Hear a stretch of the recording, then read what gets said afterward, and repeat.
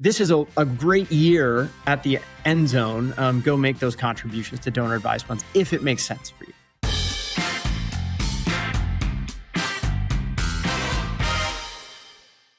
Scott, good to see you. How you doing, my friend? Good, man. How are you? I'm good. While we're recording this, rain is coming down. Feels like a gradual shift into what is soon to be the Thanksgiving season. So it's good. Yeah, I think this is going to be released on Thanksgiving. So what a great episode for gratitude and giving. Yeah. Always such a good time just to use that time off from work, hopefully, just to step back, evaluate what's most important as we turn the calendar soon into the end of the year. Like, how do we pause? How do we reflect? What can we do for giving, for gratitude, for thanks, and taking time to acknowledge that? Absolutely. You know, I mean, the work that we get to do with clients, obviously, money is a big part of what we do, and we can talk about ways that we can be giving. We see clients looking to give their time, their money, their energy, and their talent. So whether that be taking a moment to think about how would you like to give back inside of your community, how would you like to give back to family members, friends, all of the above. And then we're going to touch in on some of the ways that we've talked with clients in the past about giving and some of the things that are going to be changing in the coming year for giving, as far as like the ways it'll impact your tax return and just giving in general.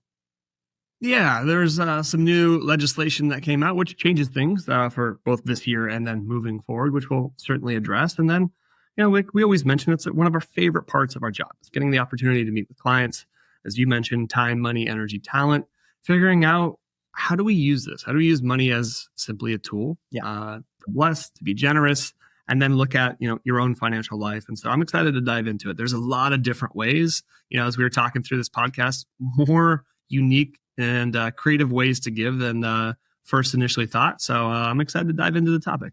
Absolutely. And I think we'll look through the lens of the way people usually approach us is like, hey, I want to give. What's the most tax advantaged way I can give? So we can start with that lens, and then there's probably a few different directions we can go from there. Does that sound good? It does. Yeah. I get that question a lot of, whether it's giving to family or it's adult children, whomever it is, like, how do we stay out of tax jail or how do we stay out of trouble? There's, I think, a lot of times, a misconception that if I give more than a certain amount, I'm either not allowed to do it or I'm going to have to pay taxes if the recipient is. So I think maybe we start there, clear that up, and then talk through some strategies on how to creatively, I wouldn't say work around it, but just to use the rules within our advantage. Yeah, absolutely. So one of the things I think we probably use as an example, one of the things that we'll see sometimes with family is that they'll say, you know what, I really want to help Nick get a down payment for a house. Mm-hmm. And I want to go ahead and give that to them. And the question is how do you give that? There's this thing called a gift tax exclusion that basically allows you to give anyone in the world, doesn't matter who they are, up to $18,000 a year. And let's look it up. 19 now. Oh, pardon me. Is it 19 this year? It is. Okay, yeah, it changes every year. It always goes up every 20 year. Next year, right? 19,000. Or if for Nick and his wife, I could give them $38,000, and there's no tax consequence. There's no file to form. Everything's fine. So now my wife and I could give double that amount, right? So we could give $76,000 to Kristen and Nick, and then they could use that for a down payment. Now, if we wait until the next tax year, so if we give maybe on Christmas, I give the $76,000, and then good Christmas, and then on January 1st, I give another $76,000. There's still no tax forms to file, right? We've now given $152,000. The question is it enough? You might need more, and if you need more, you can still give more.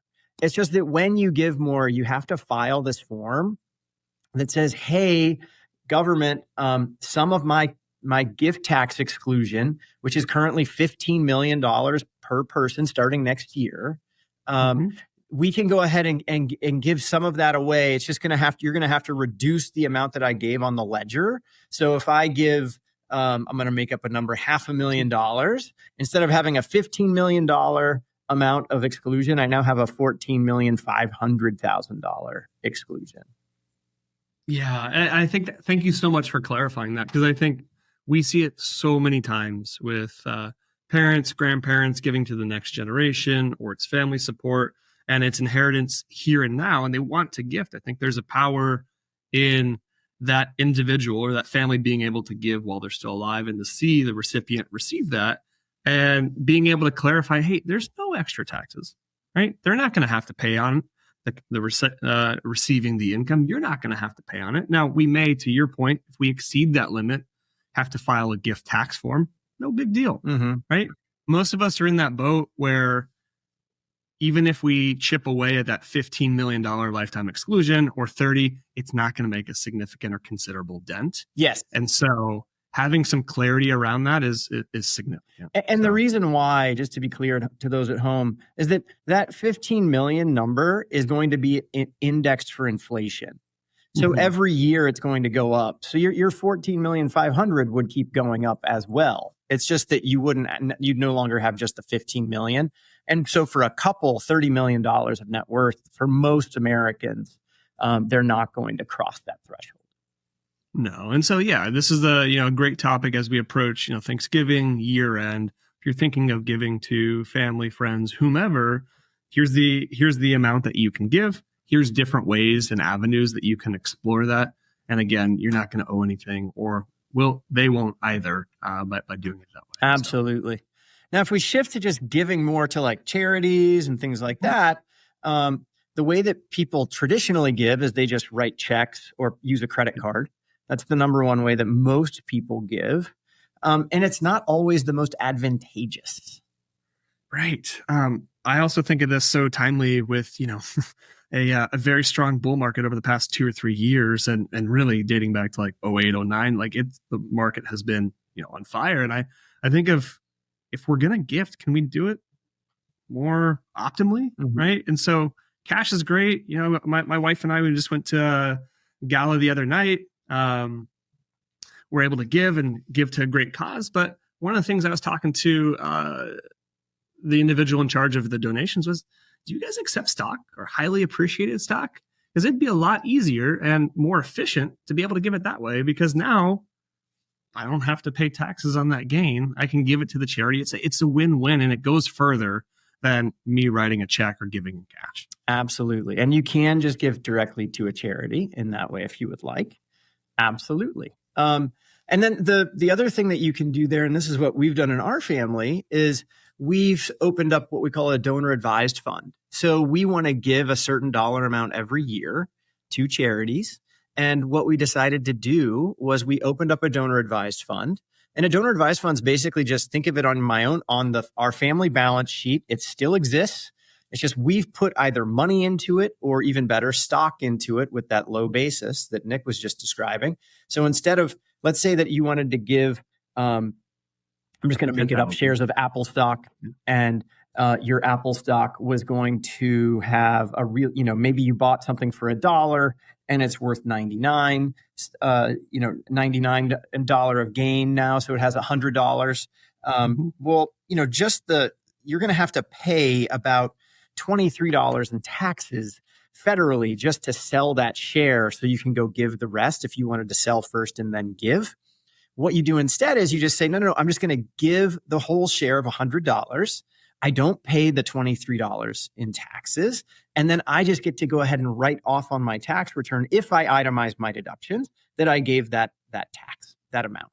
And so what we do with donor advised funds often, especially with these higher standard deductions now on our tax returns, standard deduction just means you guys have so much income, and then the government says, hey, you're allowed to just have a deduction if you're married filing jointly of like $31,500 this year.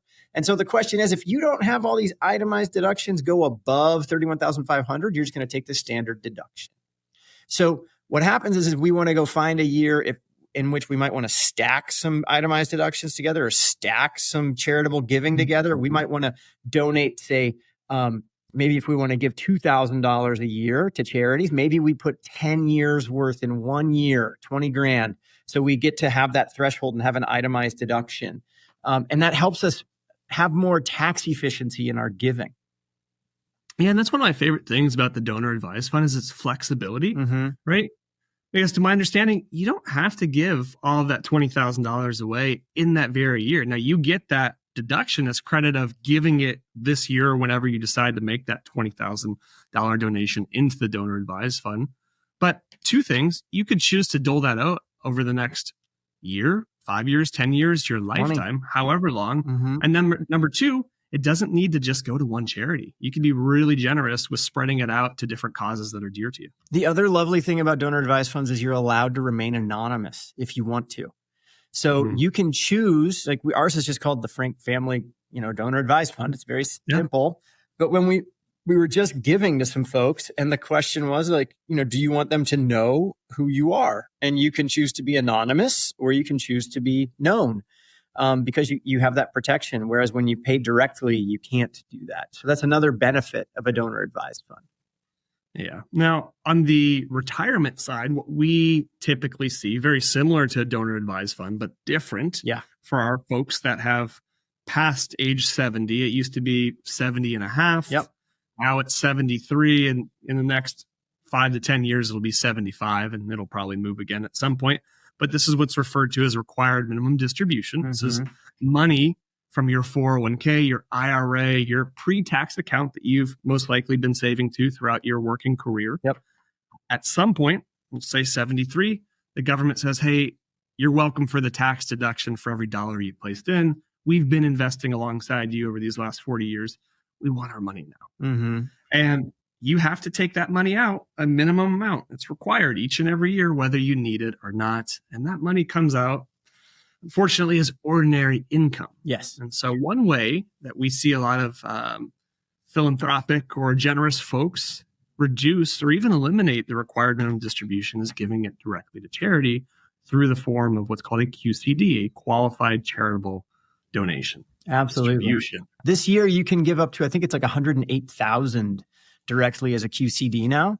And it is a first dollar in, first dollar out rules, but like you can use that QCD to count as required minimum distribution, as you were pointing out before, which is lovely. So one of the things that we'll often look at with clients is simply like, how much do you actually need out of your portfolios as a whole? And if you don't need the amount that is the required minimum distribution, and you are a very charitably inclined person, what a wonderful way to give. Because because to your point, the other thing is that, if you're those standard deductions we were talking about before on tax returns, that 31,500, you actually get senior deductions, and then you get this new like kind of super senior deduction with the new bill. So I think it's going to be like a standard deduction of almost $47,000. Correct. So like you're not going to be itemizing a deduction to do a donor advised fund contribution more than likely, but giving through the qualified charitable deduction, what an amazing way to just simply reduce income dollar for dollar while giving directly. Yes. Yeah, and that's the big thing. Like the QCD, it never hits your tax return. Income's gone. And you could still take that tax benefit even if you do take that standard deduction. And for a lot of high income retirees, we've talked about it on a separate episode, but sometimes they get in trouble with Medicare and this thing called IRMA, right? Still don't know what that second A stands for, but it helps reduce those thresholds where it's now lowering your income. So there's a lot of benefits and good things that come out of that qualified charitable distribution. We just need to know that that avenue exists. Absolutely. To go back briefly to donor advised funds for those high income earners right now, donor advised funds are extra special this year because the rules are about to change. So the way that it works right now is if you are itemizing your deductions, a donor advised fund is a great opportunity for you. And then you want to look at potentially funding it, front loading it with a lot, especially if you're in a very high income year with ideally low basis stock, but you can give cash as well. There's different rules on how much you're allowed to give. Most people aren't going to hit the thresholds. If you're giving stock, it's 30% of your adjusted gross income. It's up to 60% if it's cash. But the point is that you get to now give the highest marginal tax rate in the land is 37%. So when you give, you get to save 37 cents on the dollar this year. Starting next year, the rules change. The new maximum is going to be 35%. So you're going to lose 2 cents on the dollar, but you're also going to have a floor of 0.5%. So, if you think of the floor of 0.5%, if you have $100,000 of income, that would be a $500 floor. I'm thinking, I'm trying to do math fast in my head. Yeah. You're right. 1%'s $1,000. Yeah, $500. So like, not a huge swing, but if you're in let's say you have $1 million income year this year, which a lot of people have years like that, right? One of the clients we were talking with the other day is going to have a little bit north of that this year. So, that floor becomes more like $5,000 next year, right? And that really detracts from the tax benefit of that giving. So this is a great year to kind of at the end zone, go make those contributions to donor advised funds if it makes sense for you.